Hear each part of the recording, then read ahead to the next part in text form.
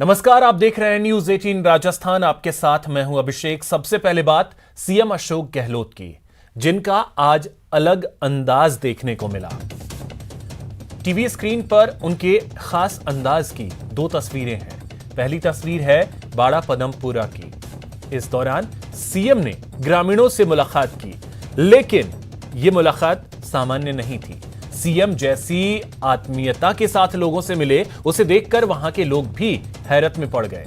CM ने यहां उनकी समस्याएं भी सुनी। इसके बाद सीएम कोचिंग के बाहर स्टूडेंट्स से मिले और उनकी पीठ थपथपाई और हौसला बढ़ाया।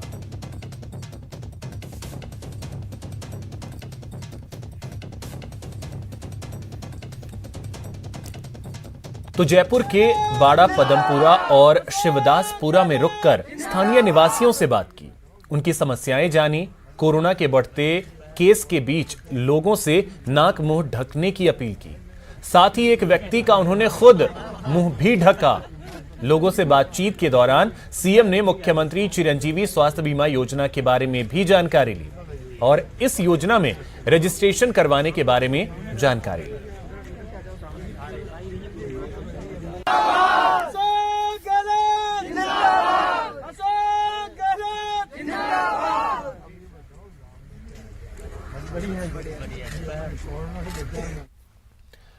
वहीं सीएम गहलोत का एक और भी अंदाज देखने को मिला। बाड़ा पदमपुरा में ग्रामीणों से मिलने के बाद सीएम ने बाड़ा पदमपुरा में कोचिंग के बाहर स्टूडेंट्स से बात की और उनकी पढ़ाई और स्कूल आदि के बारे में जानकारी दी। कोचिंग है और स्कूल का ये पदमपुरा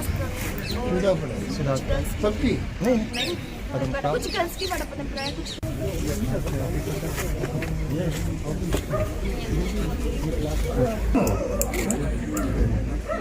इसका नाम क्या है? आपका नाम क्या है? आप इधर बदली है क्या? किस क्लास में? जयपुर में कांग्रेस के 137वें स्थापना दिवस और गहलोत सरकार के 3 साल पूरा होने के अवसर पर जयपुर में कांग्रेस ने जश्न मनाया। इस जश्न समारोह में जलदाय मंत्री महेश जोशी, कांग्रेस के राष्ट्रीय प्रवक्ता पवन खेड़ा और राष्ट्रीय प्रभारी रोहन गुप्ता शामिल हुए। कांग्रेस के स्थापना दिवस के अवसर पर आयोजित समारोह में केक काटा गया। कांग्रेसी नेताओं और पदाधिकारियों ने एक दूसरे को केक खिलाकर बधाइयां दी। वहां का जायजा लिया है हमारे संवाददाता राकेश शर्मा ने। गहलोत सरकार के 3 साल का कार्यकाल पूरा हुआ। इसके साथ साथ कांग्रेस का 137वां स्थापना दिवस मनाया जा रहा है।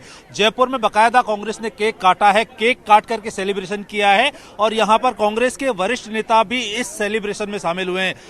मंत्री महेश जोशी के साथ साथ जो राष्ट्रीय प्रवक्ता पवन खेड़ा और रोहन गुप्ता, जो कोई आईटी सेल के नेशनल हेड हैं, वो इस सेलिब्रेशन में शामिल हुए हैं। कई जो कांग्रेस के जो दूसरे बड़े पदाधिकारी और वो जयपुर में जमा हुए हैं। सबसे पहले हम डॉक्टर महेश जोशी से बात करते हैं। आज 137वां स्थापना दिवस है और 3 साल सरकार के कार्यकाल, किस तरह का सेलिब्रेशन आपने किया है?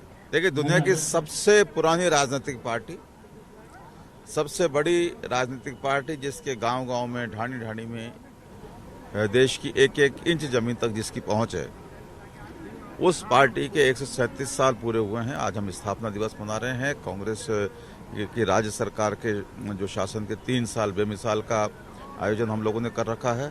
कुल मिलाकर मैं ये कह सकता हूं कि पूरे देश के जड़ों से जुड़ी हुई पार्टी है। हमारे मुख्यमंत्री जी कहते हैं, हमारे पार्टी के आला नेता कहते हैं कि कांग्रेस का और देश का डीएनए एक है और ये सही सिद्ध हो रहा है। कितने झंझावात आए, कितने ही आंधी तूफान आए, चाहे 1977 की बात ले लें, 1989 की बात ले लें, 2014 की, 13 की बात ले लें, कांग्रेस सत्ता से जरूर बाहर हुई, लेकिन कांग्रेस देश के जो आम आदमी है उसके दिलों पे कांग्रेस ने हमेशा राज किया है और आज भी देश की जनता, प्रदेश की जनता कांग्रेस से और कांग्रेस के नेताओं से ही आशा करती है। जो कुछ राहत की बात हो, कल्याणकारी जो कंसेप्ट है उसकी बात हो, विकास के कामों की बात हो, चाहे कितनी बार मोदी जी या उनके पार्टी के लोग कहें 70 साल में क्या किया। अभी एक भाई कह रहे थे कि आजकल तो बताते हुए डर लगता है कि कांग्रेस ने 70 साल में क्या किया, क्योंकि जैसे हम बताते हैं हमने किया उसको बेच देते हैं। जो कुछ मोदी सरकार ने पिछले 7 साल में बेचा है वो सारा कांग्रेस का दिया हुआ था।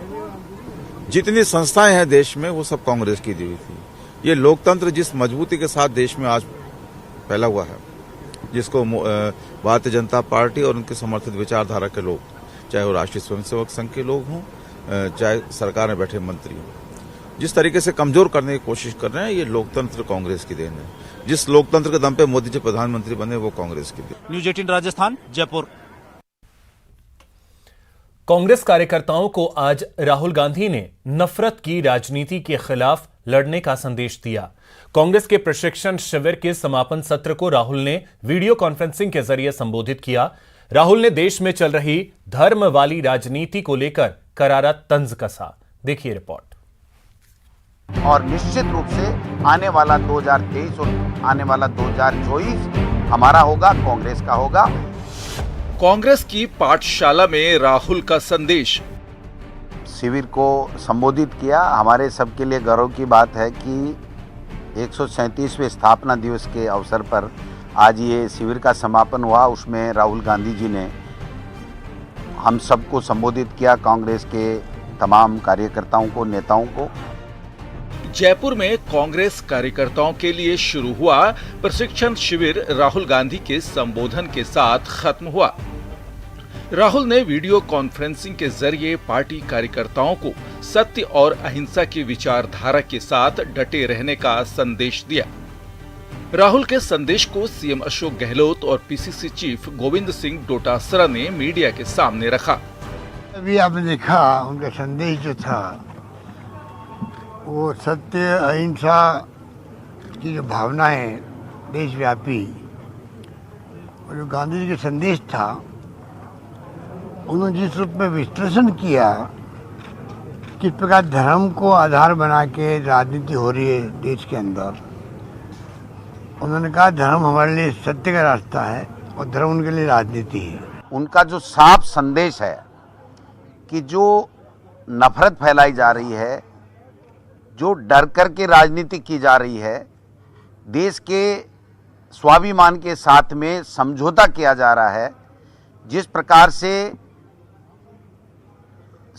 जो लोग आज डर करके और दबाव में आकर के पार्टी छोड़ रहे हैं, वो निडर नहीं है।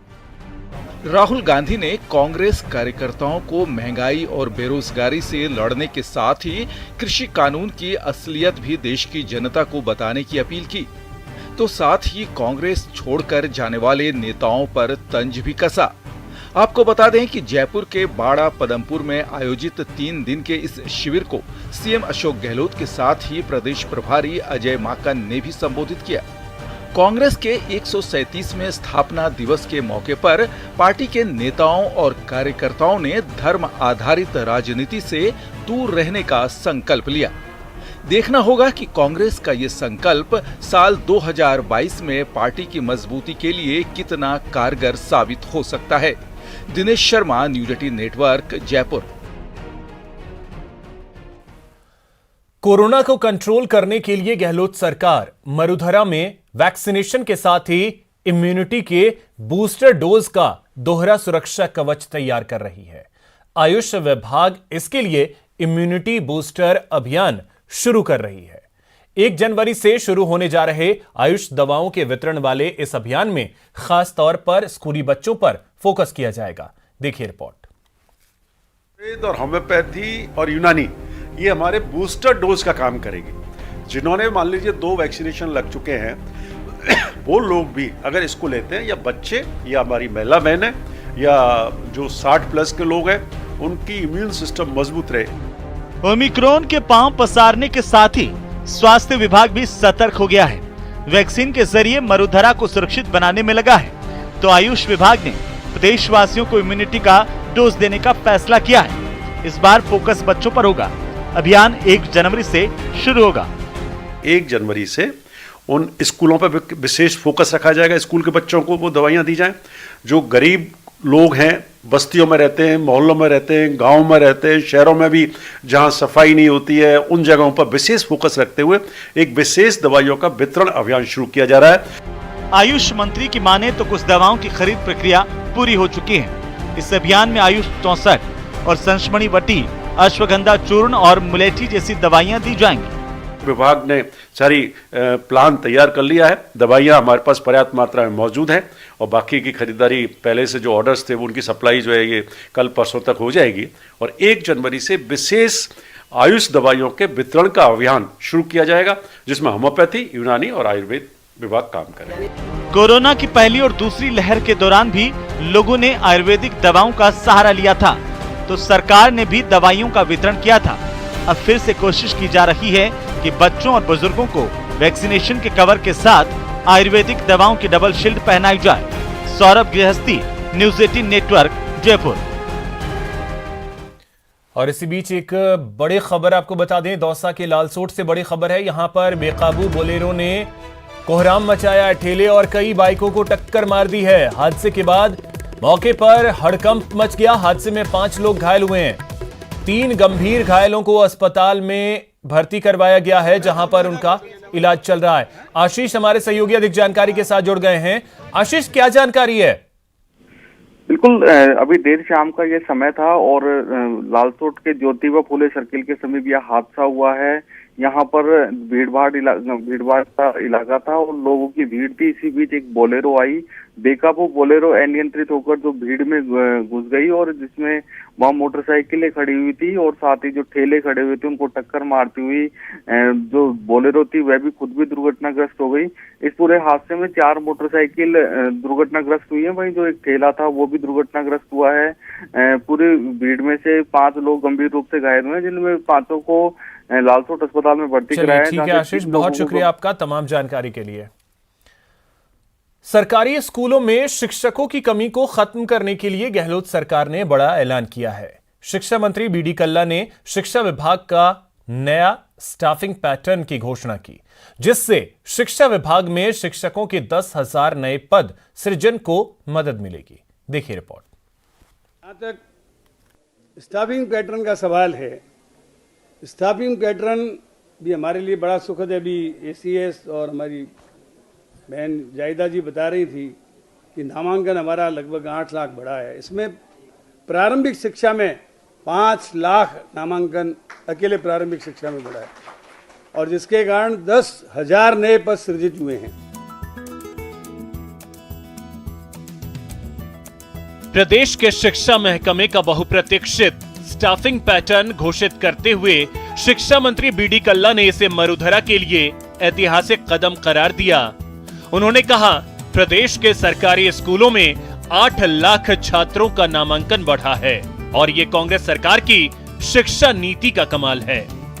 इसलिए 3 वर्षों में हमारे माननीय मुख्यमंत्री जी अशोक जी गहलोत जी ने जो नीतियां अपनाई, उसके कारण राजस्थान में सरकारी स्कूलों के प्रति लोगों की जागरूकता बढ़ी।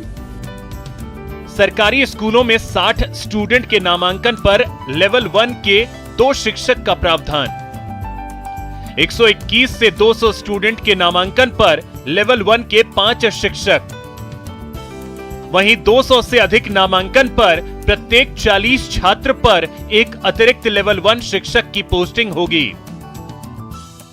तो 150 से अधिक नामांकन पर स्कूलों में एक हेडमास्टर की नियुक्ति का प्रावधान है।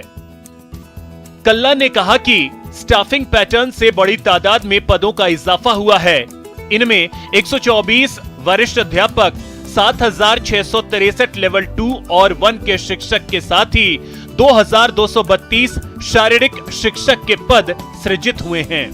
24 वरिष्ठ अध्यापक, head teacher oblique head teacher, 7,663 अध्यापक लेवल 2 व लेवल 1 तथा 2,232 शारीरिक शिक्षक।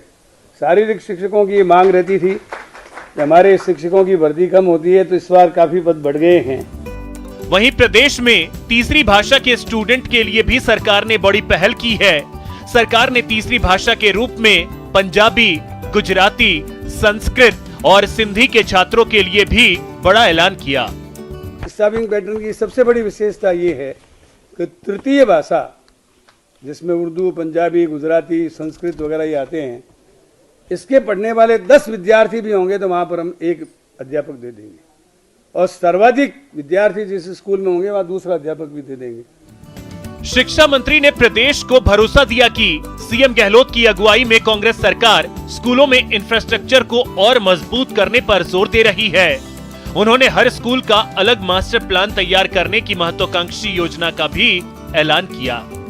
Babulal धायल, news 18 network, Jaipur. यहां रुकेंगे एक छोटे से ब्रेक के लिए।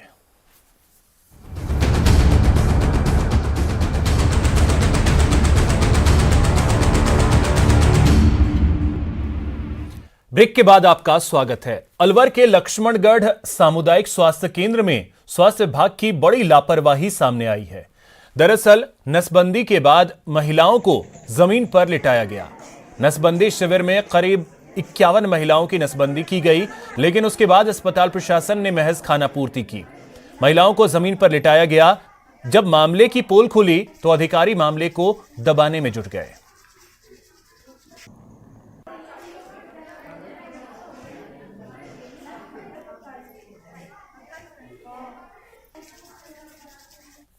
कर दी थी सभी घंटी में, तो ऐसा कोई नॉलेज में नहीं है। सभी माकूल व्यवस्थाएं कर दी थी, और यदि आप ऐसा बता रहे हो तो उसके लिए आगे निर्देशित कर दिया जाएगा। इस प्रकार से दोबारा से कोई व्यवस्था नहीं हो, उसके लिए सभी को पाबंद कर दिया जाएगा। अब बात बाड़मेर में एक महिला पर बेरहमी की करते हैं। तस्वीर जिले के धोरीमना की सामने आई है। यहां बाचड़ाऊ गांव में एक विवाहिता के साथ उसके पति और ससुर ने दरिंदगी की सारी हदें पार कर दी। उसके साथ जमकर मारपीट की गई। इसका वीडियो वायरल हो रहा है। जानकारी के मुताबिक पीड़िता ने पुलिस थाना धोरीमना में रिपोर्ट भी दर्ज करवाई है। उसके पति केशाराम और ससुर दहेज की मांग को लेकर उसके साथ मारपीट कर अमानवीय व्यवहार किया। न्यूज़ 18 पर खबर दिखाए जाने के बाद पुलिस ने एक्शन लेते हुए दोनों आरोपी पति और ससुर के खिलाफ कार्रवाई शुरू कर दी है। ठोके ठोके क्या ठोके उमर मैं थम्बीन का ये माथे पर ठोक हम के देश लेना देश मरमाई तो है को बंदे की मिले को। इसमें एक महिला के साथ उसके पति और ससुर काफ़ी बुरी तरह मारपीट कर रहे हैं। तो थाने पे पूछने पे पता चला कुछ राजीनामे की बात कर रहे थे। वैसे तो पति पत्नी के मामले में हम राजीनामे की बात खुद भी चाहते हैं कि मुकदमा दर्ज होने से पहले कोई मध्यस्थता हो के बातचीत हो सके तो बेहतर है, परंतु ये वीडियो इतना विभत्स है और इतनी बुरी तरह मारपीट कर रहे हैं कि इसमें राजीनामे की कोई गुंजाइश दिखती नहीं है। इसलिए वो चाहेंगे तो भी मुकदमा दर्ज हो गई। तो महिला को बुला के उनसे पूछा, उन्होंने फिर रिपोर्ट देने के लिए तैयार हो गई। मुकदमा दर्ज कर दिया और मुलजिम के लिए टीमें गठित करके भेज दी हैं। जोधपुर जिले के लोहावट में पुलिस हिरासत में 5 दिन पहले हुई एक युवक की मौत का मामला तूल पकड़ता जा रहा है। लोहावट थाने के बाहर पिछले 5 दिनों से मृतक के परिजन और कुछ ग्रामीण धरने पर बैठे हैं। धरना देने वाले लोगों का आरोप है कि कल रात 2 गाड़ियां धरना स्थल पर आईं और उन्हें कुछ लोगों ने डराया धमकाया और धरना खत्म करने की हिदायत दी। साथ ही गाड़ियों ने धरना स्थल पर खतरनाक स्टंट किए, जिसका वीडियो भी सामने आया है। वहीं पुलिस का कहना है कि धरना स्थल पर सुरक्षा बढ़ा दी गई है और पुलिस आगे की जांच में जुट गई है। किसी ने बताया कि इनके जर्नलिस्ट के टेंट के पास से कोई तेज गति से गाड़ी गई थी, तो फिर मैंने जवाब दिया इनकी सुरक्षा के लिए 1-4 के उसी समय हाथवाती लगा दिया था। और गाड़ी कौन सी गाड़ी थी उसकी हम पहचान कर रहे हैं, और हमने अतिरिक्त जाब्ता आज इसकी सुरक्षा के लिए तीनों तरफ नाकाबंदी करवा रहे हैं और सभी जगह जाब्ता लगाए हैं। जब हम यहाँ सोए हुए थे धरना स्थल पर 15-20 आदमी जो समाज के गणमान्य लोग हैं, हमारे प्रदेशाध्यक्ष रघुवीर जी और हमारे एडवोकेट भी यहाँ धरने पर रात को थे। और जब दूसरी बार वापस आकर के 3 बार गाड़ी को बार उन्होंने टेंट के अंदर घुसाने की कोशिश की। हम लोगों ने एक दीवार से कूद करके अपनी बड़ी मुश्किल से। फिलहाल इस बुलेटिन में इतना ही। नमस्कार।